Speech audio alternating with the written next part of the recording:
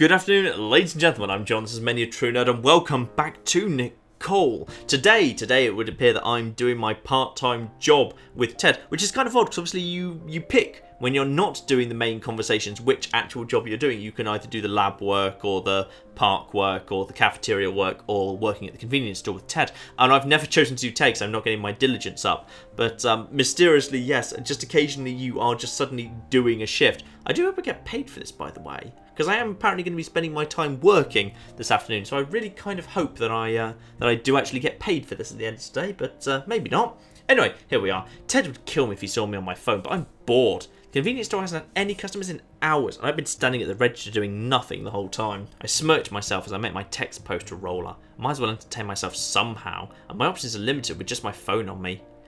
I thank the higher beings for the roller app. I run my thumb down the phone screen, scrolling down my dashboard. Ugh, of course my dash is slow now that I need something to entertain me. It's usually much more lively around this time. I'll admit it, I spend more time surfing roller than working when I have shifts here at the convenience store. Obviously, my phone is tucked into my pocket when Ted's out and about, but when he sneaks to the back... When the Ted's away, Nicole will play. It's weird though, the convenience store gets very few customers. Like, okay, there are enough, but where's than I was expecting? It isn't Ted's demeanour that scares them off either. He's usually all forced smiles and held back outbursts in that case. I wonder what's up. Like, location is fine, staff are fine, at least half is, and the stock is pretty great. Ew, bye. I mumbled to myself as I quickly scrolled past a stupid looking gif on my dashboard, but I guess it's better to see that than any pictures of more adult activities. Ugh, I don't need to see that, and if anyone saw that on my phone... It's not like anyone but Ted's here anyway. At least that's the case until I hear the glass door slide open and an electronic chime ring through the door. Who's it going to be? Who's it going to be? It's going to be one of the hunky boys, of course it is. I stand to attention, hastily drop my phone to my hip. Welcome! I usually do my best to welcome the customers as they come in. Personally, I like when employees do that. However, I realise my impression did jack squat when I recognised who it is. Oh, who is it? Who is it? Who is it? Who is it? Oh, hi Jeff. Yay, Jeff! I love Jeff. Jeff's amazing. Jeff's an upper... Why are we doing the introduction? Why are we... I don't know why. Last part as well, we're suddenly getting Nicole reintroducing... There's only flipping 4 characters in this game. It doesn't need regular... Last time on Nicole. It doesn't need that. It doesn't need this. Right, so Jeff's an upperclassman. I know for a biology class we have a complicated relationship. And no, I don't mean like Spacebook it's complicated. More like I think Jeff is super loopy, but circumstances prevent me from dropping him like he's hot. I mean, I guess he could be, if you're into that sort of thing. He does wear a very low-cut top for a man, it must be said. Jeff's eyebrows raise when he sees me at the register, and his usual placid expression slips off in place of a very devious grin. Well now, once again, the gods must be smiling upon me. I wasn't expecting to see you here, assistant, though I thought I'd entered cowboy territory. I laugh nervously, unsure of what he means by that. I work part-time at the convenience store, remember, but you're saying you're here to see Ted, right? You can call it something like that. I'm actually here to give him something. Where is the Lone Ranger? In the back. I can call him for you. I can take care of that. Jeff places the flyer he has on the counter and then cups his hand around his mouth like the bell of a megaphone. I wonder what all these would look like dropped on the ground, There's a crash from the back and the sound of the door slamming open, and Ted's out in front like he was caught in a fire. His eyes grow wild as he sees Jeff standing there in the store, and he points right at him. Don't you doggone dare, you dastard! I love this game. Oh, alliteration, I'm impressed. Your speaking lessons must really be coming along. Jeff's exaggerated impression of an Alabama drawl, and he gets Ted angrier. Add to that the way he claps so like he's humouring a small child, and Ted's about to burst. Who let you in here anyway? It's a shop, Ted. No one lets anyone in. Myself? Why, I didn't think I wasn't allowed in here. Your father seems to like me. Pop likes everyone, that's how he is. But I ain't my pa, so if you don't want to get your ass kicked, get out before you make a mess. You're kicking me out? And after I went through all the trouble of coming here to tell you something? How rude. I flinch as Jeff turns to me and motions to the flyer he left on the counter. Assistant, could you hand that to the cowboy over here? Why me? Nicole, just hand it to me already. I pick up the flyer and turn it over as I walk to the side of the counter. My eyes light up as I read what it says. Neat, there's going to be a block party happening soon. I hand over the flyer to Ted, who manages to read the thing while keeping an eye on Jeff the entire time. Impressive. I've never been to a block party before. Are they fun? For the lesser-minded, I suppose. As the flyer says, there are booths set up, free to anyone on the block. Hence the name. Even you could set up a booth if you wanted, Nicole. And you came all the way here just to give me this. Naturally, I missed you, teddy boy. It feels like we haven't talked in so long. Don't call me that. Fine, cowboy then. You can't say you haven't missed me. Ted scoffs and places the flyer back on the counter. Miss you? Like the way you mosey on in here and make a mess any chance you get? Or ask for price checks on tons of items and never buy them? Course I wouldn't miss you. Sometimes I wonder if I really do want to know the history between these two. Unfortunately, I'm way too scared to ask. I can only dart my eyes back and forth, from Ted to Jeff, and then the door just in case I need to make a quick escape. Jeff smiles coolly and makes a show of leaning back as if stricken with the vapours. That is so cruel. It's almost as though you don't like me at all. That's because I don't like you. Ted shouts, "Oof!" The little toy train that Nicole is standing on has just moved to the next station there. Ted shouts, and Jeff manages to let out a small fake cry of distress before running behind me. I gasp as he places his hands on my shoulders and pushes me forward. Assistant, can't you see how mean he is to me? Do you really wish to work for someone like that? Hey, hands off her. She may be your fake assistant, but she's my real employee. Is this how it feels to be fought over? Gotta say, kinda like it. But are these guys gonna kill each other if I don't do something? Now, boys, let's try to behave like adults, shall we? I look over my shoulder at Jeff hanging behind me, eyelids lowered. Especially you, Jeff. Oh, Nicole, not you too. I sigh a little as Jeff continues to play the victim. I know you don't mean that, Jeff. Seriously, you can stop playing around now. I hear Jeff huff petulantly. Huh, fine, spoil sports. Jeff straightens up and dusts off his shirt like he got dirty in the middle of his charade. But yes, the block party is happening soon, and my boss is head of the committee. He wants to make sure all the businesses in the area knew, considering your usual track record when it comes to these events. Jeff tips his head back smugly. I didn't think you'd know. Looks like I was right, but that must be awfully embarrassing for you. Ted blushes as he points this out.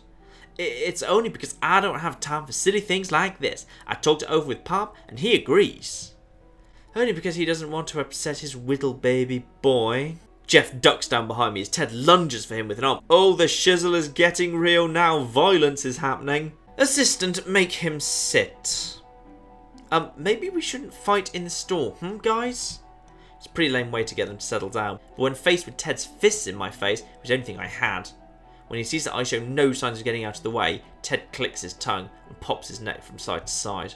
I ain't got time to waste beating scum like you. I got your message loud and clear. Block party soon. Right. I'll be prepared when the time comes. Now go on and get, will ya? I don't know why I expected Jeff to do anything but stay where he is and just smirk. He looks around slowly, weighing his options. Actually, now I'm here, I might as well look around, right? Who knows? Perhaps I'll end up actually buying something this time. As Jeff takes a step forward, Ted stops in front of him and stands his ground.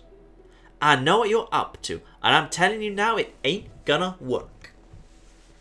Well, I don't think it'd be very fair for you to stop me. After all, I'm a good-natured paying customer. Who knows what could happen to your store's already terrible reputation if you had me kicked out for no good reason. Ted lowers his eyelids and takes a step closer to Jeff, so they're nearly eye to eye. Are you threatening me? It's a possibility. Unfazed, Jeff walks away toward the aisles, chuckling darkly to himself. I watch Ted shake in place as he tries to control his anger. And our store does not have a terrible reputation. Ted takes a deep, calming breath once he's had the last word. I feel him wrap a hand around my forearm and drag me over to the far side of the store. Ow, what's your deal, Ted? I rip my arm out of his iron grip and shake it a little to loosen out my muscles. Sheesh, I thought I was going to squeeze it off. I look at Ted, expecting a good answer. He pauses for a moment as if trying to make one up. That Dest is up to something fishy. I can already smell it. You have to help me, Nicole. I can't let him win this time. Win? Why am I getting a weird feeling this isn't as serious as Ted's making it out to be? Does Jeff always do something like this?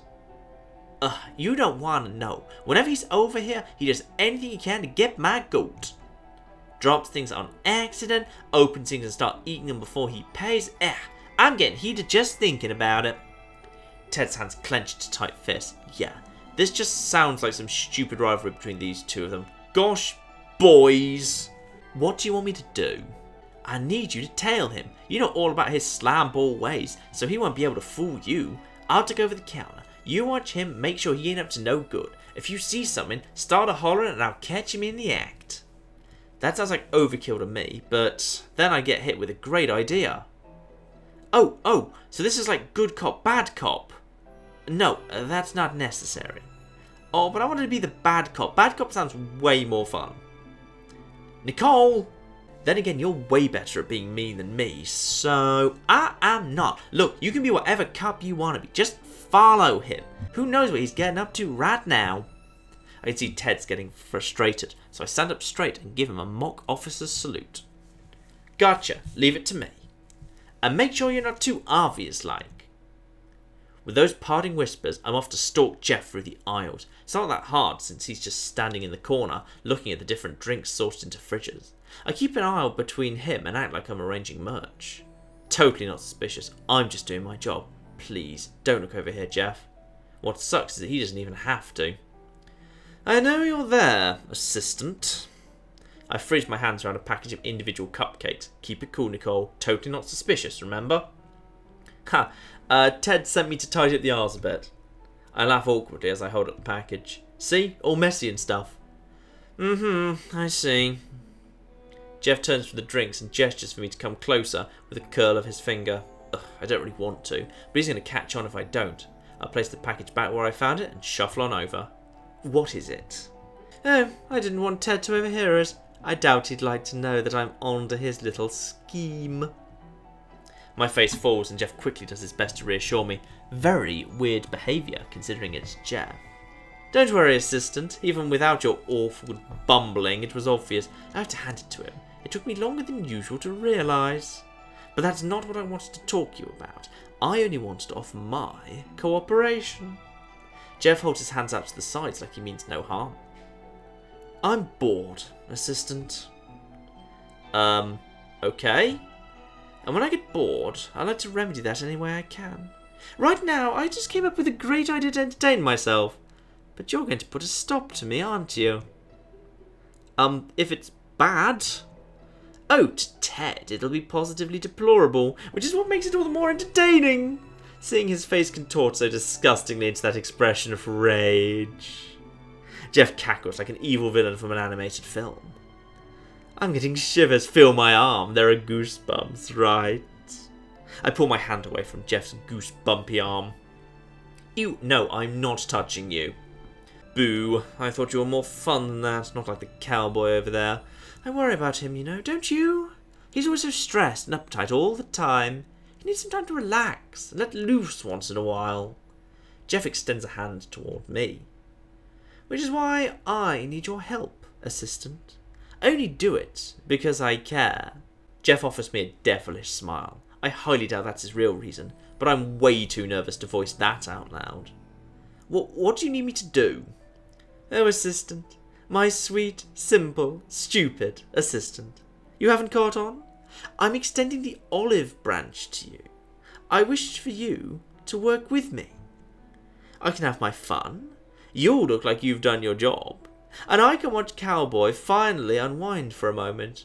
Better yet, this'll all happen without the store worse for wear. For the most part. That last part worries me. But weirdly enough, Jeff and I seem to agree that Ted needs to relax more. He's usually like a wind-up doll, rigid and tight. It'd be nice to see him finally at ease, or at least as close as possible. Ah, I can see that you're agreeing with me. You are agreeing with me, right? I don't blame you. It's a wonderful idea. Jeff shakes his extended hand to get my attention. You know, I keep the promises I make. It'll work out fine for everyone. I would ask you to trust me, but I'm terribly untrustworthy. I doubt I trust myself right now. Not the words I really want to hear, but I don't know. Should I do it?